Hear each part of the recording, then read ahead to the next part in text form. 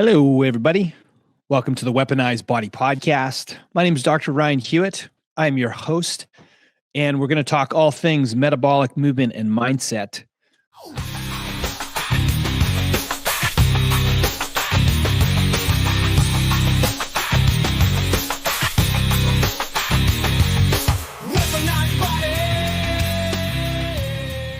And today's episode is one that I've been waiting to do for a little while. It's one that is long overdue because I talk a lot about men and testosterone. But today's episode is going to be all about women and testosterone. Now, if you're a dude, don't shut this off because you're going to want to hear, if you're a dude that's married or you have a long-term spouse or whatnot, and you're interested in your spouse being long-term sexually active with you and healthy and happy and hormonally balanced, you better listen to this podcast. And for you women out there, I believe that low testosterone in women, I've discovered, is such a massive silent hormone crisis that has been ignored for so many years. And my weaponized wellness business has turned into, I originally got into doing hormone optimization, peptides, health optimization, helping mostly men balance their performance, health, and recovery, especially in their late 30s through their 40s, 50s, 60s. But I've started to consult more and more and more women for hormone optimization because it is such a massive problem. There's tons of women, not even perimenopausal, we're talking premenopausal, also postmenopausal, women walking around just exhausted, disconnected from their spouses. They're inflamed. They have body fat that they can't get rid of. They're losing muscle at a rapid pace. And they're being told by their primary care that everything is normal or everything is fine. And I can't tell you how many much lab work I've seen where we're hanging our hat on fine with about 19 biomarkers. Most women are not even getting their hormones tested. If they're of reproductive age, occasionally we'll get some hormone testing. If they're perimenopausal, they'll get the what's the point, especially postmenopausal. It's like, well, what's the point? Well, the point is a lot of hormones need to still be around when you are, in your 50s and 60s in order for you to have normal brain function, in order for you to have normal bone density, the ability to recover, not to mention have any sort of sexual activity. And a lot of women who are premenopausal, who are having any symptoms of hormone imbalance, a lot of them are getting these artificial hormone recommendations like birth control pill, Mirena rings. And, a lot of it is also blamed on things like stress, aging, motherhood. And in a lot of cases, yes, those things can factor in, but nobody is even checking the hormones that drive a lot of these symptoms, a lot of these deficiencies. So today, what I'm going to be talking about is low testosterone in women, why most general practitioners do not look for it, why endocrinology has largely historically ignored it, and hopefully this sheds some light on helping people finally understand what's actually happening inside their body, especially as they age, because testosterone is not just a male hormone. It's a human performance and recovery hormone. And if yours is low, you are definitely going to have some problems. So let's talk about that first. Like, why is low testosterone such a problem and why is it missed so often? So we'll just start with a little bit of truth. Most general practitioners are not testing hormones properly, nor are they even testing testosterone in women. Not because they are bad practitioners. It's because the system has not trained them to recognize how critical hormones are for health in general, whether you're male or female. And in a lot of cases, we're starting to recognize, okay, well, it's very critical in men that they have normal testosterone. And we've talked about that, the whole myth of normal. But if you're a woman and you're struggling with just chronic brain fog, low libido, anxiety, weight gain, loss of muscle tone, poor recovery, and depression that's not responding to medication, and you're not getting your hormones tested, there's a big, big disconnect, okay, with how, hormones are connected to these symptoms. Like, In a lot of cases, women are getting things like antidepressant medications, birth control, and in a lot of cases, they're just getting like, hey, you just need to reduce your stress and meditate. Endocrinology, like, getting into endocrinology specialists, in a lot of cases, they're just looking for insulin resistance diabetes, which is valid. It's very critical. And this can be behind a lot of like low hormone status. A lot of things are blamed on thyroid, which rightfully so. There's a lot of thyroid dysfunction out there. And pathology, they're just looking for sickness. Okay. They're not looking to help you optimize. I can't stress this enough. You have to understand this. The system is designed to wait until you're sick and then swoop in and give you diagnostic testing medication. All right. Those are the steps. They're not encouraging you to come in to test for things before they become problematic and give you advice and help you prevent future disease or help you optimize if you're, on low normal or even low functioning things like hormones. So a shift I believe is starting to happen now because people are starting to recognize that they don't have to wait until they're sick. But for decades and decades, women's testosterone was either ignored or treated like it was something that was like more of a risk than a reward. And meanwhile, women have been just silently burning out hormonally. And this has affected, of course, women and their health and their life and their lifestyle, but also a lot of marriages and relationships and just quality of life in general. I'll tell you, in my marriage, this has made a massive impact on my wife and I. Now have a marriage podcast together. We both have been experiencing the benefits of hormone optimization, particularly testosterone optimization, over the last 3 years. And it has brought us closer together. It has brought us much more together, not just like intimately, but also emotionally. And it is one of the best investments we've ever made, balancing our hormones. Both of us are in our mid 40s now. So in my case, my testosterone was rock bottom when I tested it. And this was right after the birth of my daughter in like 2021, a year after. I started my hormone optimization journey in 2021, 2022. And then my wife, Kendra, she started her hormone optimization in 2023, 2024. And this has changed the game for her when it came to her ability to get out of bed in the morning. She used to just struggle mightily to get up out of bed, have any sort of like brain function in the morning. She woke up in just a mental fog. It didn't matter if she went to bed routinely on time, was eating properly, protein-based whole food diet. She was training optimally. She was drinking water. She was supplementing. It didn't matter. She'd wake up in just a total fog. And we tested her testosterone, and her testosterone was rock bottom. I mean, we're talking low single digit. Free testosterone under 1 nanogram per deciliter. It was just rock bottom. We started to help her optimize her testosterone. The main benefit that she has noticed was her ability not just to recover more from her training and her exercise, to maintain and even build lean muscle in her 40s, but the brain fog has lifted. She has more mental clarity, focus, concentration, cognitive sharpness, and mood stability. It's changed the way that we interact, our marriage, our satisfaction. It's been a huge blessing. So testosterone is not just about libido, okay? Testosterone in women supports things like motivation, and it's much the same in women as it is in men, by the way. Motivation and confidence, supporting lean muscle mass, your metabolic rate, okay? Bone density, cognitive sharpness, mood stability, and of course, sexual desire and responsiveness, just overall recovery from stress. So when testosterone drops, and it drops so gradually, it doesn't happen suddenly, fall off a cliff. So it's like this insidious, just slow creep that we tend to blame on old age.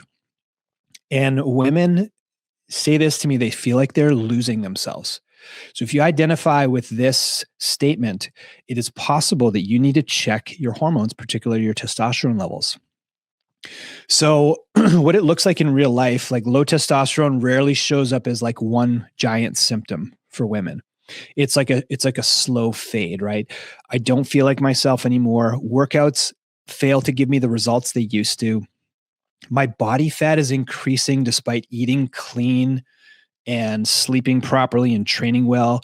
My motivation is low. My libido has dropped, even though my emotional connection is still there with my husband.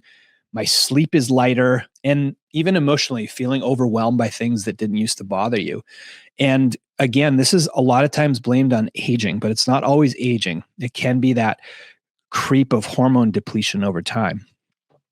And the argument I used to have with myself was like, well, isn't that natural? Isn't that something that's supposed to happen biologically? Aren't we supposed to fade with age, as such as like we think about aging? The truth is, in a lot of cases, yes, of course, you're going to lose your vitality over time. You're going to lose muscle mass slowly over time, starting in your 30s. You're going to lose your testosterone and even hormones in general. Your bone density will drop over time. This is all true. However, what research shows is like that should not fall off a cliff. It should not all of a sudden take a nosedive.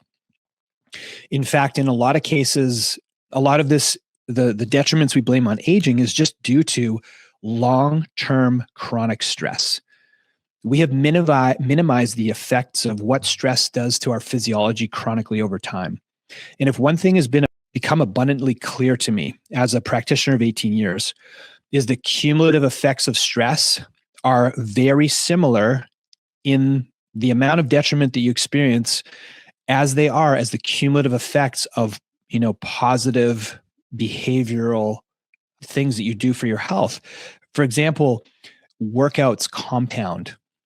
If you work out routinely 5 days a week for years on end, you're going to be in a place of fitness that is impossible for somebody to achieve if they just committed to start working out for a year. If you have 20, like myself, I've worked out since I was 16 years old, 26, 36, 40, 30 years. Now, I don't look intimidating physically. I'm not this big giant monster, but listen, like what I'm capable of doing physically would be literally impossible for somebody who hadn't worked out for 30 years and they decided to like, okay, I'm going to crush it this year and really step on the gas. Like, awesome. Please do that. But you are, in a lot of cases, like the cumulative effect of not training for 30 years is very hard to overcome. Similarly, if you don't train for that long, if you train for that long and then you stop training, you will lose it, but you lose it at a slower pace. My point is, like, the reason that hormone statuses are so low is because it's so common, and we've confused the term common with normal. There are so few people that train consistently. There are so few people that eat protein-based whole food diets that have minimum endocrine disruption in their lifestyle. There are so few people that sleep routinely, uninterrupted, and drink enough water and manage stress and take breaks and vacations and take care of themselves and their families. There are so few people that experience this over a long period of time that we now think that compounding sickness looks normal rather than compounding health. And we've confused common with normal. And one of the things that I've discovered that has helped me sort of jump the chasm of like leaning into always what's natural is that at a certain point, leaning into doing what is natural is absolutely a necessity, but there's limitations.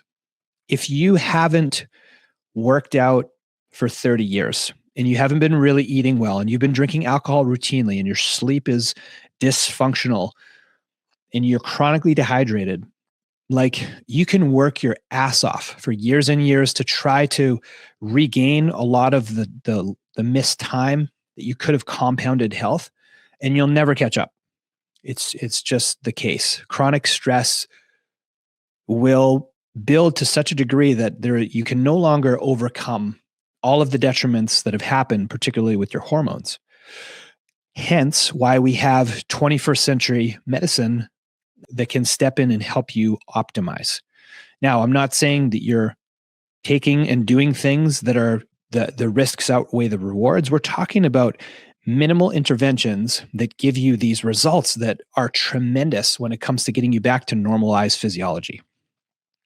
There are so many people that have experienced chronic stress and chronic cortisol dominance that it's suppressed their androgens like estrogen and testosterone for so long that their testes, their ovaries, their adrenals can no longer respond appropriately, especially if they are now in their 40s and beyond. You think about it, women in today's world, they're juggling things like careers, children, marriages, trying to take care of themselves with their fitness, social expectations. Like that chronic sympathetic load crushes your hormones.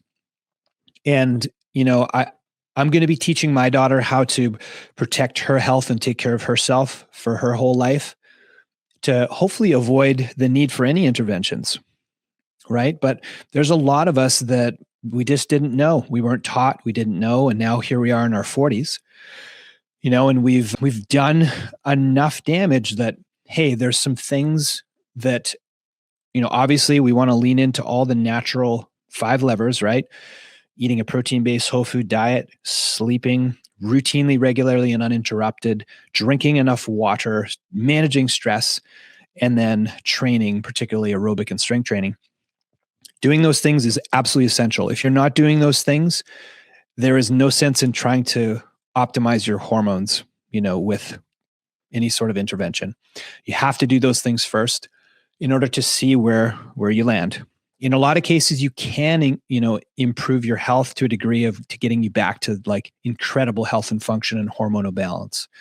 But for some people, this is unreachable with doing the right things. Particularly, there's one thing, and I am not an expert in birth control, but I've studied enough to recognize the symptoms and the blood work dysfunctions that I read now for women that have been on birth control for a long time, and the hormonal suppression that it creates over time. So a lot of oral contraceptives, what they do is they increase something called sex hormone binding globulin. And if you're a woman who's taken birth control even 5 years consecutive in your lifetime, but I've seen women that have taken birth control for, a decade or longer. And what happens is this protein, sex hormone binding globulin, it binds to androgen hormones like testosterone. Once it is bound tightly to testosterone, it is no longer usable by your androgen receptors. So in other words, this testosterone becomes unusable, which is why measuring your total testosterone does not tell you the whole story. You have to know what your free testosterone levels are. Free testosterone is whatever's left over that is unbound to sex hormone binding globulin and albumin.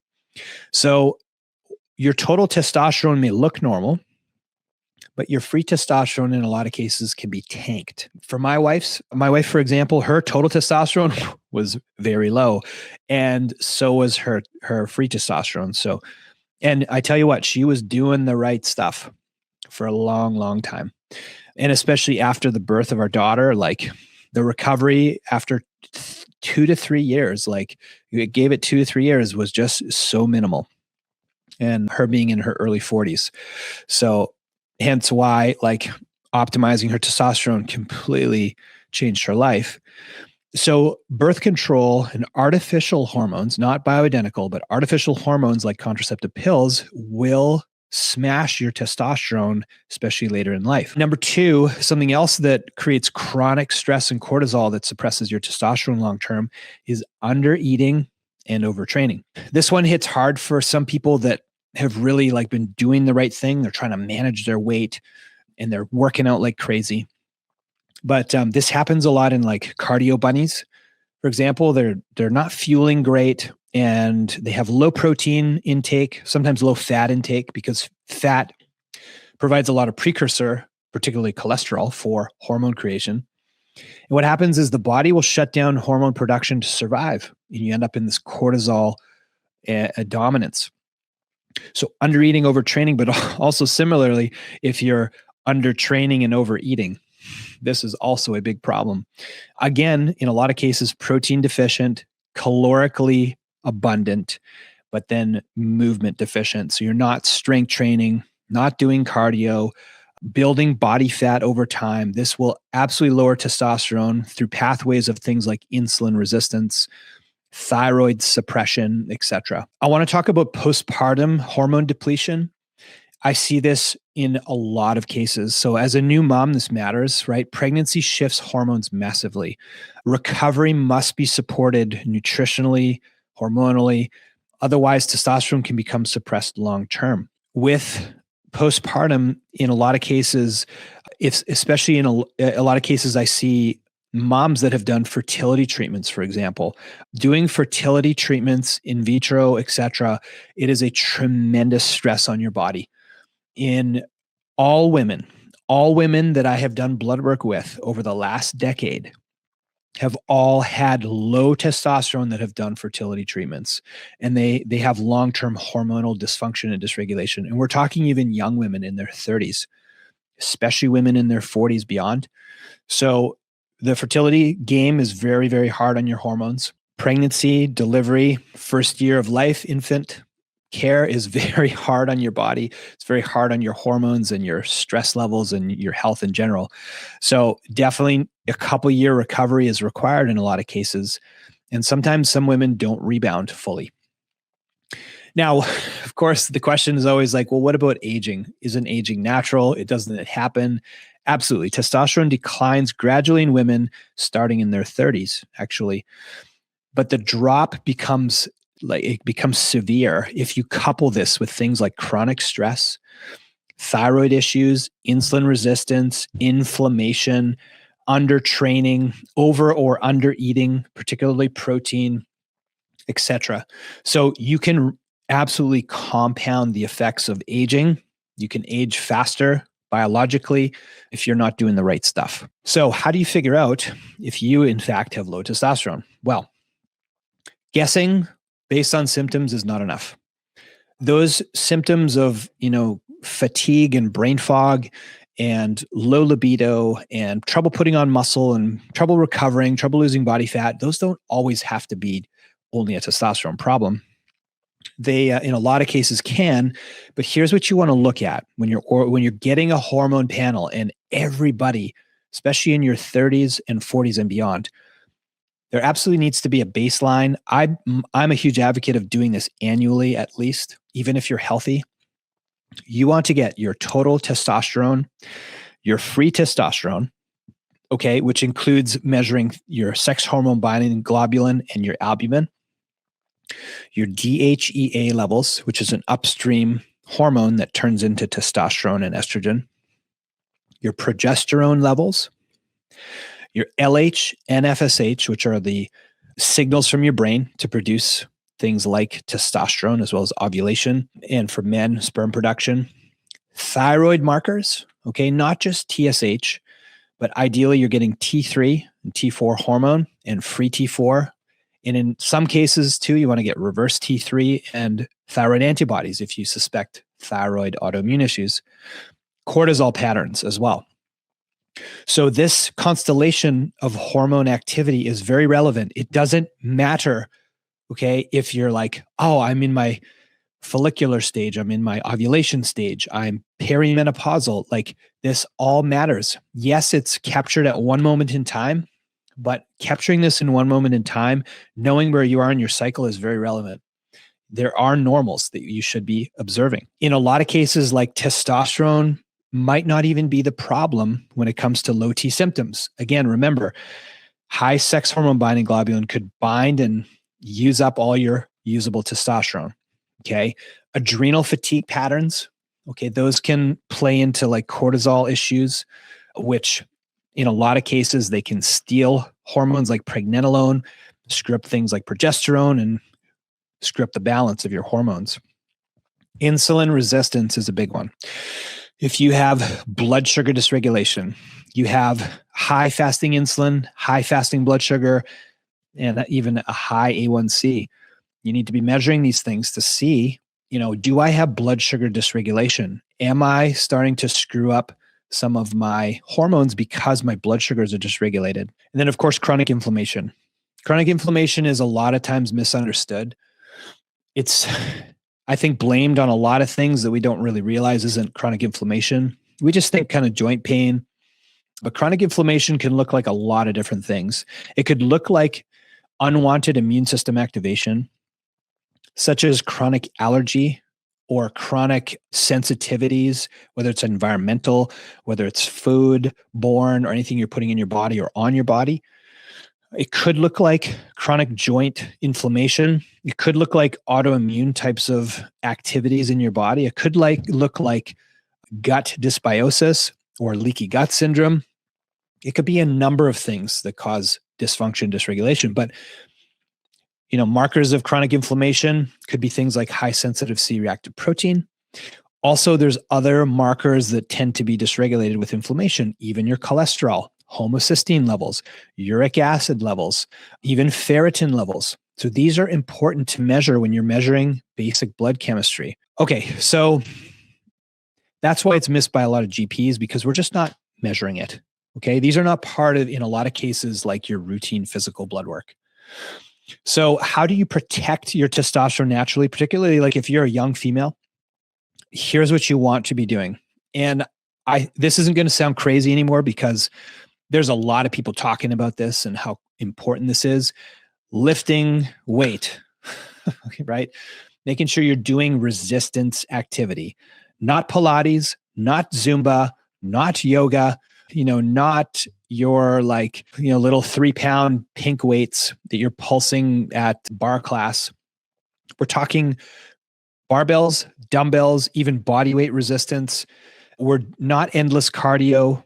Okay. Not like killing yourself doing like powerlifting templates. Okay. We're just talking like go to the gym and lift weights for 30 minutes, 3 or 4 times a week. Okay. It's one of the most powerful natural androgen boosters in women. Okay. And in a lot of cases, the myths that some women believe that prevent them from doing this, like, I don't want to get bulky. Good luck.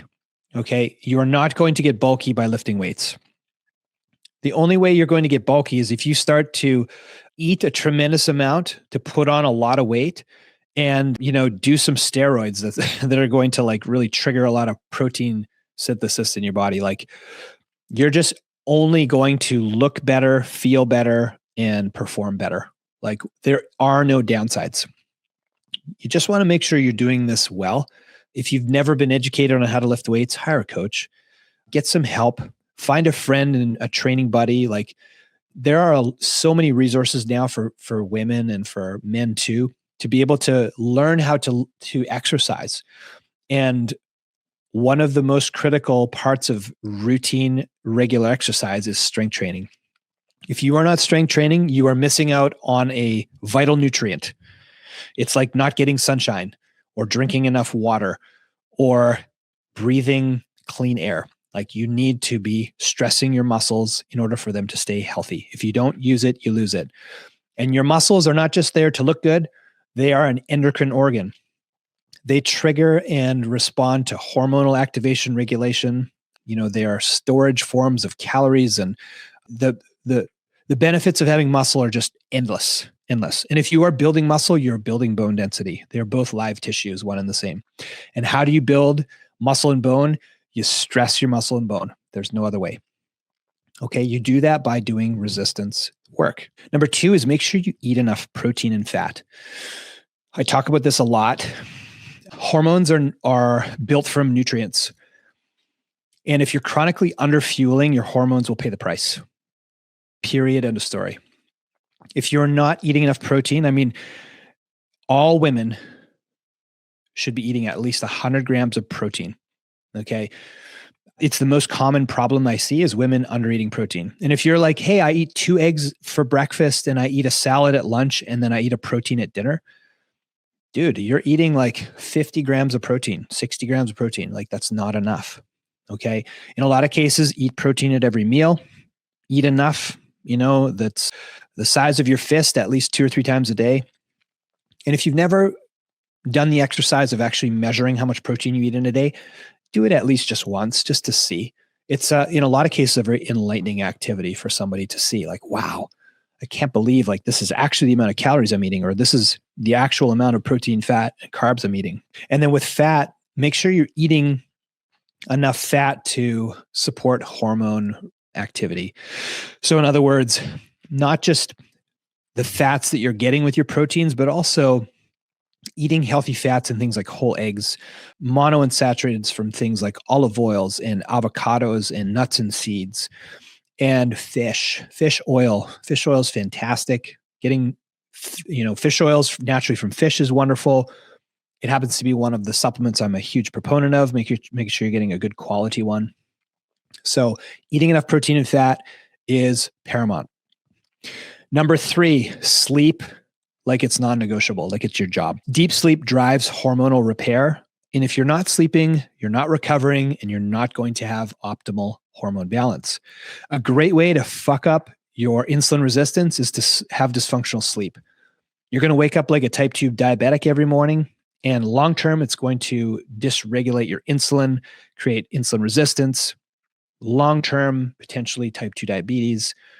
Great way to screw up your hormones. So deep sleep, very important. Making sure you're getting into those deep and REM sleep cycles throughout the night by going to bed routinely at the same time and getting up at the same time. A dark, cold room, making sure that you're not eating at least 2 hours before bed. Some people say 3 hours. Trying to like wind down before you go to bed. In other words, lowering the lights. Try to avoid electronics, an hour before bed. Calm yourself down and just really try to support good, healthy, hygienic sleep. The last one would be reducing your chronic stress load. So by reducing your chronic stress load, it's not that you're going to eliminate stress, right? If you have a job, if you have children, if you're married, if you have responsibilities, listen, you're going to have stressors, but manage the load. Give yourself margin. In other words, start to plan your day where you're giving yourself breaks, where you're giving yourself an opportunity to take a walk, get some morning sunlight in your eyeballs, move your body regularly throughout the day. Make sure you're feeding yourself optimally. Make sure you're not driving your brain chemistry by just stimulants alone, like caffeine and nicotine and, Adderall. All right. Making sure you're cutting those things after noon time so you're not driving up, your adrenals later in the day, things like that. And if you love to meditate and pray and journal and breath work, that's all lovely. It's all very good stuff. It all supports parasympathetic activity in your body, which is the rest and repair, relaxation, digestion. That's the stuff you want to be leaning into most of the day. And that will help your hormones tremendously, particularly if you compound that over time. And then, of course, like if you're somebody who has metabolic health issues, you have to fix those. There is no better time than now. You do not need to wait until New Year's. You do not need to wait until after the next party. You don't have to wait until your daughter is in school. You don't have to wait until your parent is finally in a nursing home. Like, you have no time to waste. If you are overweight, if you carry body fat in excess of 30% of your body weight, if you have insulin resistance, particularly if you're already a type 2 diabetic, you have heart disease, you have chronic inflammation, you got to fix that stuff, right? There is nothing that will drive hormonal imbalance faster than, aging with metabolic health issues. Got to fix those things. And guess what's not going to fix it?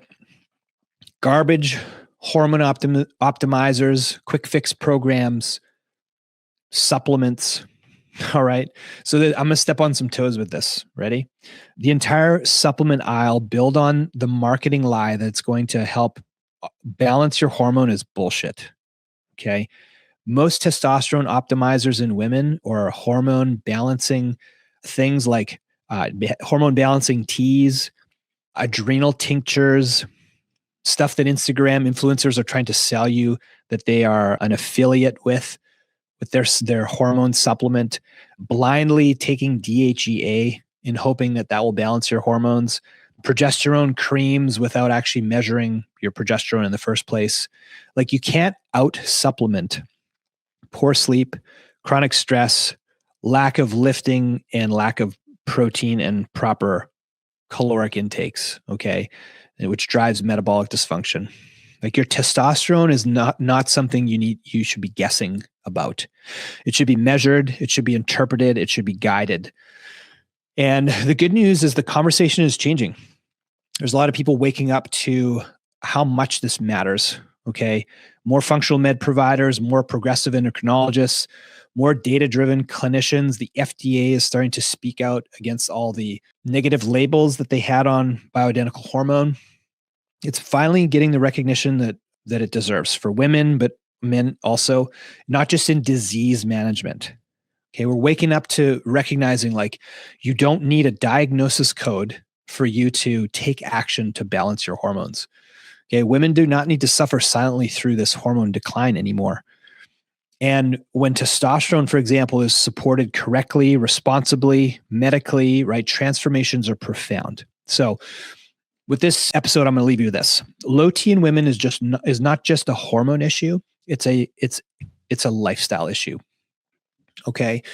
And it's an identity issue. So when your drive disappears, your connection fades with your family and your spouse, your energy drops, and you start to believe like you're broken. Okay. In a lot of cases, like, there's nothing wrong with you, right? What if you were able to feel strong again, driven, aligned with your own body and your libido? That is possible. It is possible, right? Stop accepting that it's normal aging, okay, or normal, like, menopause. I see, like, on a lot of jokes about, menopausal women and all these crazy things that they experience, which is true. But in a lot of cases, like, listen, it doesn't have to run your life. Get tested, get educated, take ownership. That's the thing, is you have to take ownership of your health. Okay. Nobody's going to fix this stuff for you. You have to be an advocate. So if you are somebody, if you're a woman who wants to find out what's going on under the hood for real, okay, go to weaponizedwellness.com. Check out the panels we do. We do a basic and a VIP, which both include comprehensive hormone panels. This could be a game changer for you, at least knowing the facts. You have to start with the facts if you want to start moving in a positive direction. You have to know where you are. This goes for both men and women. But if you're a woman who are, your late 30s or 40s or beyond, get your hormones checked. Don't wait for, a problem to show up. Try to catch things early. It's so much easier to fix things before they become long-term issues. So hopefully you enjoyed this episode. I hope it was encouraging, supportive, but eye-opening. And, I look forward to continuing to share all these great topics of performance, health, and recovery with you. And I appreciate everyone who listens. Please like, share, subscribe, and I'll see you guys next week.